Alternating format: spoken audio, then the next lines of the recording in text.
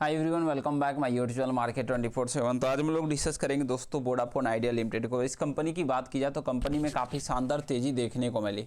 पिछले trading session में something 5% तक की तेजी आई। उसके बाद कंपनी में कहीं कहीं हल्का फुल्का प्रॉफिट बुकिंग और गिरावट भी निकल गया। अगर आप देखोगे तो इस लेवल से कंपनी में एक अच्छी खासी वीकनेस देखने को मिली। अब यहाँ से क्या अपडेट निकल के आया, अमेरिकन कंपनी इस कंपनी में इन्वेस्टमेंट करने जा रही है। यही खबर की वजह से कहीं न कहीं सनसनी मची और आगे भी आपको मंडे को एक बड़ी तेज़ी की उम्मीद कर सकते हैं। जो भी खबर है डिटेल को डिस्कस करेंगे। आगे बढ़ने से पहले प्लीज़ चैनल को सब्सक्राइब कीजिएगा एंड वीडियो को लाइक करना ना भूलेगा। ट्रेड इन्फॉर्मेशन की बात करें तो 61 करोड़ 21 लाख वॉल्यूम निकल के आए एंड ट्रेड वैल्यू 570 करोड़ के आसपास एंड मार्केट कैप कंपनी का 1,01,000 करोड़ से ऊपर निकल चुका है। एंड डिलीवरी की बात कर ले तो 21-22% की डिलीवरी देखने को मिली। एंड यहाँ से ले चलते आपको सबसे पहले और बड़ी खबर के ऊपर। यहाँ से अगर आप खबर देखोगे तो सबसे पहले यहाँ पे अगर आप देखोगे तो VI सरकार से बाहर निकलने के लिए दोस्तों निवेशक की तलाश में है और अमेरिका स्थित फंड घरेलू गठजोड़ पर नज़र रखे हुए हैं। अब यहाँ VI सरकार से बाहर निकल रही है और इसके लिए क्या कर रही है तो निवेशक को तलाश करे जो कि अमेरिकी स्थित फंड हो सकते हैं, ऐसा खबर निकल के आ रही है। अब यहाँ से अगर आप खबर देखते हो तो इससे पहले एक वरिष्ठ अधिकारी ने कहा था कि सरकार भारत के दूरसंचार क्षेत्र में अत्यधिक केंद्रित प्रवृत्ति को लेकर चिंतित है और वह इस महत्वपूर्ण क्षेत्र में कई खिलाड़ियों को देखना चाहते हैं, जिससे वोडाफोन आइडिया को एक व्यावहारिक खिलाड़ी बनने की आवश्यकता है। और यहाँ से देखिए तो संकटग्रस्त दूर ऑपरेटर वोडाफोन आइडिया ने संभावित निकास सुगम बनाने के लिए सरकार ने कर्ज में डूबी कंपनी निवेशक की तलाश का दायरा बढ़ाने और घरेलू अंतर्राष्ट्रीय दोनों विकल्पों का विचार करने को कहा था, जैसे इंडियन एक्सप्रेस से पता चलता है।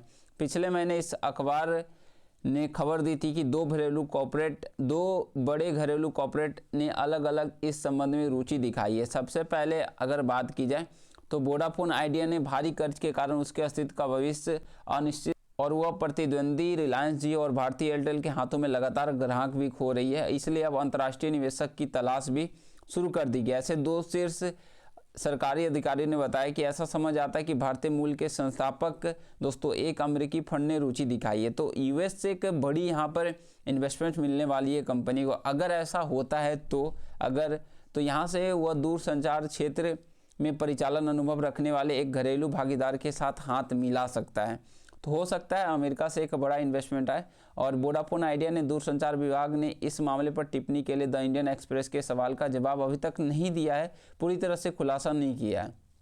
और केंद्रीय मंत्रिमंडल ने कर्ज में डूबे दूरसंचार ऑपरेटर ने 87,695 करोड़ रुपए के भारी समायोजित सकल राजस्व को अगले 5 सालों के लिए फ्रीज करने का भी फैसला किया था।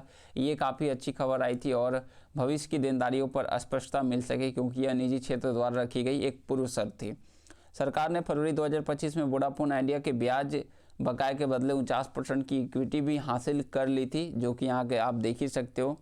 और इस इक्विटी का लाभ हिस्सेदारी की बिक्री पूरी होने के बाद नया निवेशक अंततः कंपनी की बहुमत हिस्सेदारी हासिल कर सकता है।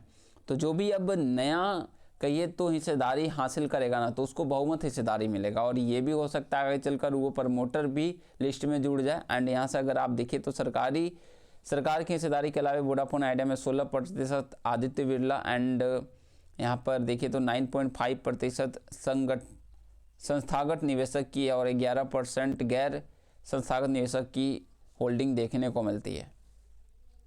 और यहाँ से हम लोग बात करें तो अगर आप देखोगे तो वोडाफोन आइडिया की 16%, आदित्य बिरला समूह की 9.5%, संस्थागत निवेशक की 11.6% एंड गैर संस्थागत निवेशकों की 14% हिस्सेदारी भी देखने को मिलती है। तो चलिए एक बीच में एक अच्छी खबर तो आई है और सारा कुछ AGR को लेकर तो अपडेट निकल के आ ही चुका है। और अगर आप देखोगे तो वोडाफोन आइडिया पर सरकार का बकाया AGR वृद्धि के तहत 18,000 करोड़ रुपये वार्षिक भुगतान मार्च 2024 से शुरू होना है, मतलब मार्च में कंपनी को पेमेंट भी करना है।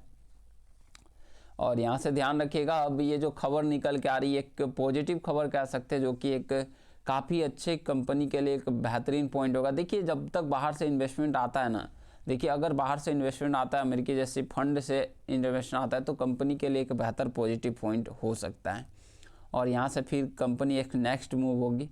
और यहाँ से बेहतर करती हुई देखने को मिल सकती है। अदरवाइज ऐसे से कंपनी के Q4 के आंकड़े को लेकर बात की जाए तो फरवरी के पूरे आंकड़े आए देखिए तो ऐसी बात नहीं कि गिरारी, और यहाँ पे अगर आप देखोगे तो फरवरी में भी जमकर माल उठाया जा रहा है। ऐसी बात नहीं कि खरीदारी नहीं हो रही है, जमकर खरीदारी हो रही है, या वो निप्पॉन इंडिया हो, HDFC हो, ICICI हो, कोटक हो, महिंद्रा हो, तो जमकर खरीदारी करते हुए देखने को लगभग 30 से 35 फंड की खरीदारी हुई है। कुछ फंड के द्वारा बिकवाली देखने को मिली जैसे कि NJ, ऑर्बिट एंड आगे चले तो यहाँ पर देखिए HDFC, मराई एसेट, मोतीलाल की खरीदारी हुई है।